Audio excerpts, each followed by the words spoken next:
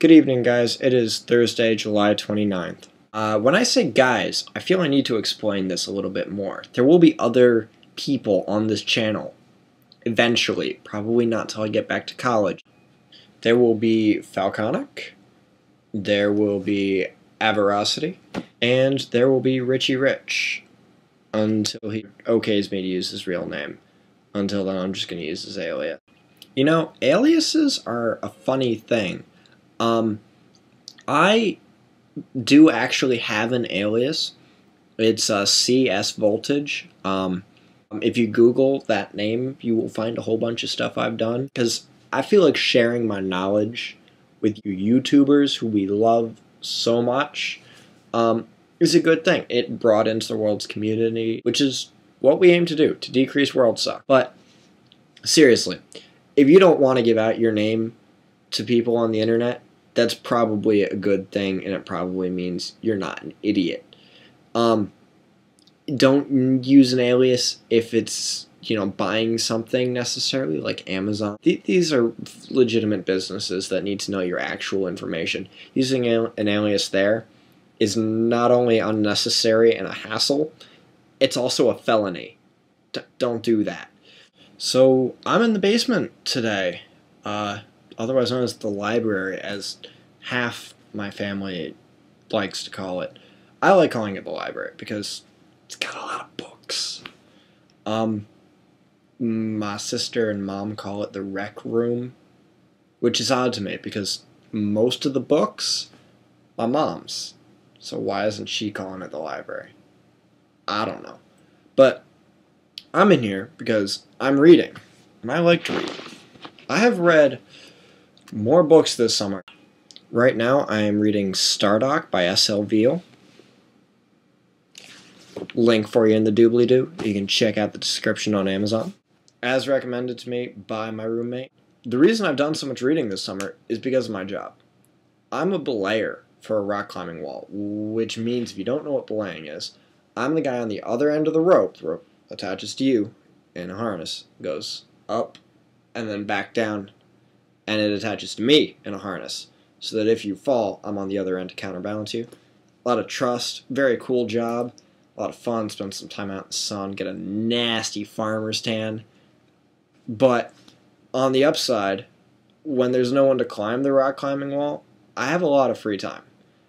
And in that free time, I get to read. So I've read, John Green's books, obsession right now. I have read Looking for Alaska, An Abundance of Catherines, as well as Paper Towns.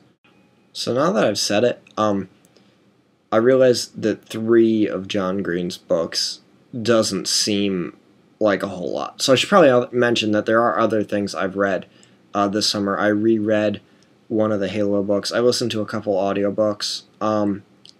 And I also tried to read 2 other books, one of which I'll mention here because it's worth looking into if you're into that kind of thing. Hamlet's Blackberry by William Powers. It's a cool book, talks about the philosophy of modern digital life and how we can go too far with it, what's a healthy amount of connectivity with the internet and stuff. It's interesting, but it gets a bit repetitive. It's a very long book, and I feel like it could be maybe a third of the length that it is without losing your interest, because that's what happened with me as I lost interest. When I lose interest in a book, I just put it down. But I have read and or listened to many books this summer. Paper Towns, read it on a Kindle. Great thing, the Kindle, because it's small. I could put this whole library, all these books, and more. Guys, I have a lot of books. I could put all those books on the Kindle. One little device. I wish I knew where it was right now so I could show you the Kindle. I'll put a link in the doobly-doo so that you can check it out from Amazon.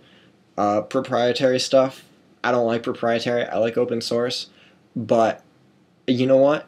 It's really good.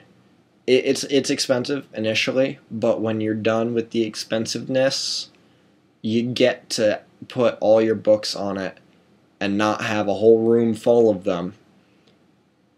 And they're cheaper. A book on the Kindle is usually half the price of a paperback. You can't beat that.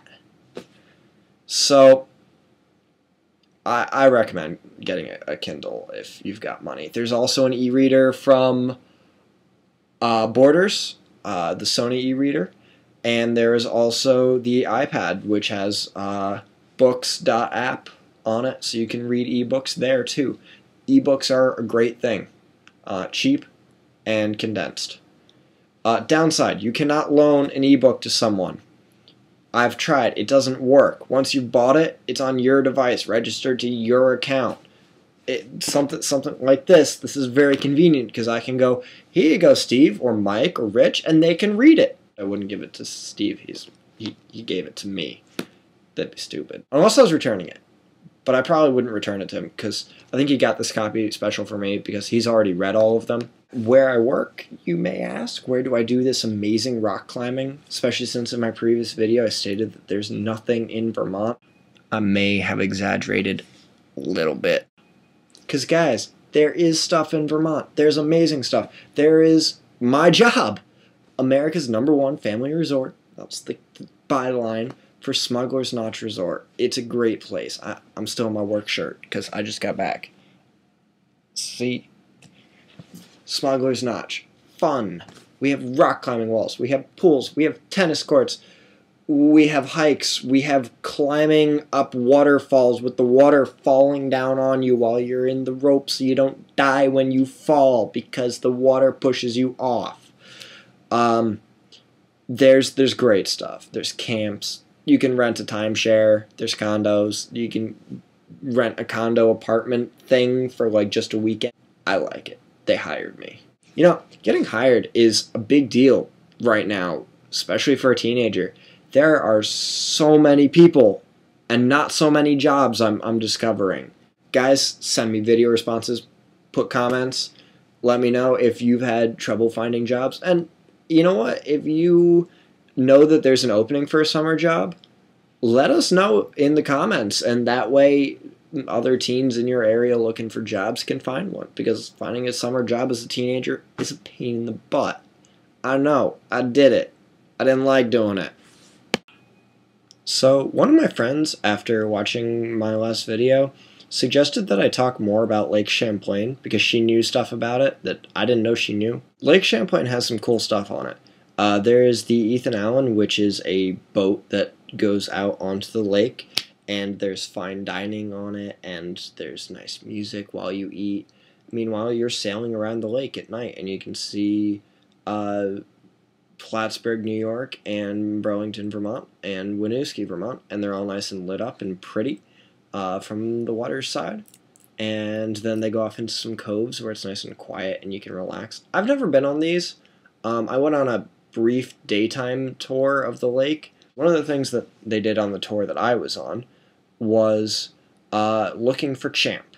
Champ is Lake Champlain's lake monster, which is similar to the Loch Ness Monster. Now, both Champ and the Loch Ness Monster are speculated to be surviving specimens of the Plesiosaur. I don't really think that they could live long enough to still be around, nor do I think there are enough of them for them to still be breeding and to not have one washed up on a beach or something by now. More about the Plesiosaur in the doobly-doo if you care. So that's it for today's video from the library/basement guys. I will try and get the other guys to get a video up there so you can watch them. By the way, we need a better name than the other guys, because they're making a movie called that, and that'd be copyright infringement. It's just a bad name.